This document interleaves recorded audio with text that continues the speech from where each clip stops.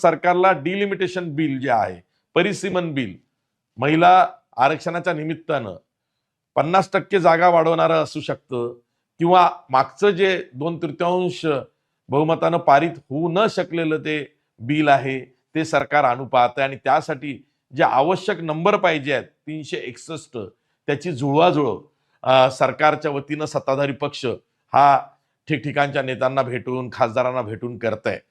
एक अटकळ ही सुद्धा बांधली जाते आहे की येत्या 3 दिवसांमध्ये म्हणजे 18 ऑगस्ट पर्यंत जर का हे बिल, परिसीमन बिल, डिलिमिटेशन बिल, मतदारसंघांच्या पुनर्रचनेचं विधेयक महिला आरक्षणाला जोडून जर का सरकारने मांडलं नाही, तर मग सरकार कदाचित विशेष अधिवेशन याच ऑगस्ट महिन्यामध्ये बोलवण्याची शक्यता आहे, आणि तिथे हे विधेयक मांडून मंजूर करून घेण्याच्या प्रयत्नात आहे.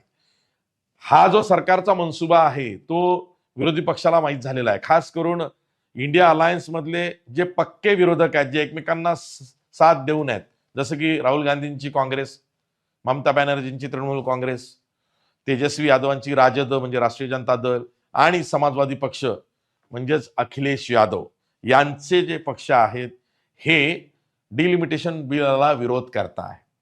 पण शरद पवारांची राष्ट्रवादी काँग्रेस, ज्यांच्याकडे 8 खासदार आहेत, ते मात्र आधीच ही भूमिका घेऊन बसलेले आहेत की जर का 50% मतदारसंघ वाढत असतील, महाराष्ट्रात 48चे 74 होत असतील, तर मग आम्ही या बिलाला पाठिंबा देऊ शकतो, फेरविचार करू शकतो पाठिंबा देण्याबाबत, अशी भूमिका खुद्द शरद पवारांच्या राष्ट्रवादीच्या संसदीय पक्ष नेत्या खासदार सुप्रिया सुळेंनीच घेतलेली आहे.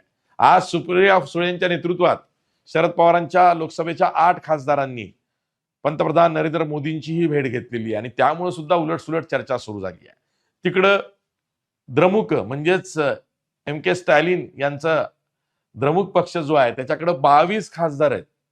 त्या 22 खासदारांनी जर का या डिलिमिटेशन बिलाच्या वेळी, मंजूर होते वेळी ते जर का गैरहजर राहिले किंवा तटस्थ राहिले, तर सरकारला त्याचा फायदा 2/3 मंजुरीसाठी होऊ शकतो. म्हणजे आत्ता डिलिमिटेशन बिलाच्या अनुषंगानं जर का बोलायचं झालं, तर सरकारकडं मागचं डिलिमिटेशन बिलावरती जे मतदान झालं होतं तेव्हा सत्ताधारी पक्षाला 298 मतं मिळाली होती. आता तृणमूल काँग्रेसचे जे फुटीर 20 खासदार आहेत, ते जे NCPIचे आता जो घटक पक्ष झालेला आहे क्रमांक 2चा 20 खासदारांसह, ते 20 प्लस ठाकरे गटाचे जे 6 फुटीर खासदार आहेत ते शिंदे गटामध्ये आल्यामुळं 6 पुन्हा संख्या वाढली. म्हणजे 20 + 6 26 हे वाढलेले आहेत. 298 मध्ये 26 हे कागदावरती वाढलेले आहेत. ती संख्या होते आहे 324. आणि त्याच वेळेस जर का शरद पवारांच्या राष्ट्रवादीच्या 8 खासदारांनी लोकसभेतल्या जर का डिलिमिटेशन विधेयकाला पाठिंबा दिला, तर मग 324 + 8 ती संख्या होते आहे 332. मग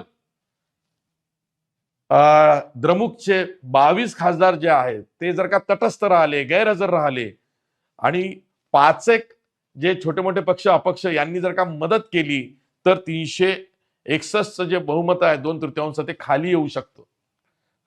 आणि मग त्या परिस्थितीमध्ये 2/3 सभागृहातल्या उपस्थितांपैकी 2/3 पेक्षा जास्त आकडा आपल्याला मिळवता येईल. आणि त्यासाठी म्हणून मग हे बिल आत्ताच मांडावं का, विशेष अधिवेशन घेऊन मांडावं का? कारण सरकारनं हे स्पष्ट केलेलं आहे, आत्ता जर का डिलिमिटेशन बिल मंजूर झालं तर महिला आरक्षण लागू होईल 2029च्या लोकसभा निवडणुकीमध्ये. जर का हे मंजूर होऊ शकलं नाही तर मग ही बाब 2034 पर्यंत जाईल. आणि राहुल गांधींचं आणि काँग्रेसचं म्हणणं आहे की 2023लाच महिला आरक्षणाचं विधेयक मंजूर झालेलं आहे, ते आहे तसं लागू करा, कशाला तुम्ही त्याला डिलिमिटेशन जोडताय? आणि इथे सरकारचा मनसुबा हा उघड झालेला आहे. म्हणजे 50% जर का जागा सर्वत्र वाढतो म्हणलं, तर आज उत्तर प्रदेशमध्ये 80 जागा आहेत, त्या वाढून जवळजवळ नाही म्हटलं तरी त्या 120 होतात. म्हणजे 80 मध्ये 40ची 50%ची भर पडते उत्तर प्रदेशमध्ये. म्हणजे आत्ताच्या 80 + 50% वाढ 40 अशा 120. महाराष्ट्रामध्ये लोकसभेच्या जागा आहेत 48, त्यामध्ये जर का 24ची भर पडली तर होतात 72 जागा. मगाशी मी 74 म्हणालो, त्या पण 72 जागा होतात. तामिळनाडूमध्ये आत्ता जागा आहेत लोकसभेच्या 39, त्यामध्ये 19ची भर पडली तर तिथे होतात 58 जागा. केरळामध्ये सध्या 20 लोकसभेच्या जागा आहेत, त्यात 10ची भर पडली तर 30. आंध्र प्रदेशमध्ये 25 जागा आहेत लोकसभेच्या, त्यात जर का 13ची भर पडली तर त्या जागा होतात 48. आणि बिहारमध्ये आत्ता जागा आहेत 40, त्यात 20ची 50% भर पडली तर त्या जागा होत आहेत 60. पश्चिम बंगालमध्ये आत्ता जागा आहेत 42, त्यात 21ची भर पडली तर पश्चिम बंगालच्या जागा होत आहेत 63. एकूणच महाराष्ट्रापासून वर म्हणजे उत्तरेकडच्या राज्यांमध्ये जागांचं प्रमाण खूप वाढतंय. आणि म्हणून दक्षिणेकडचे राज्य हे साशंक आहेत की आमच्या 50% जागा वाढूनही उद्या केंद्र सरकारमध्ये आमचा से काही नसेल, केंद्र सरकारमध्ये किंवा राष्ट्रीय सत्तेमध्ये आम्हाला कधीच कुठला स्कोप नसेल. आणि म्हणून या डिलिमिटेशन बिलाला दक्षिणेकडच्या राज्यांचा विरोध आहे. पण चंद्रबाबू नायडूंची टीडीपी, तेलुगू देसम पार्टी, ही एनडीएचा भाग आहे. ती बिलाच्या वेळेस काही वेगळा निर्णय घेईल का? ती संभ्रमात आहे का? तिचं मन वळवण्याचे प्रयत्न जोरदारपणे चाललेले आहेत. त्याचबरोबर द्रमुकला आत्ता तिथे तामिळनाडूमध्ये थलपती विजयची सत्ता आहे, काँग्रेस तिथे सत्तेत आहे, द्रमुक नाराज आहे. मग या नाराजीचा फायदा घेऊन द्रमुकला अशी काय आश्वासनं द्यायची की द्रमुकचे 22 खासदार बिल मंजूर होते वेळी गैरहजर राहतील, तटस्थ राहतील? असे काही प्रयत्न चालले आहेत का? अशी उलटसुलट चर्चा चालली आहे.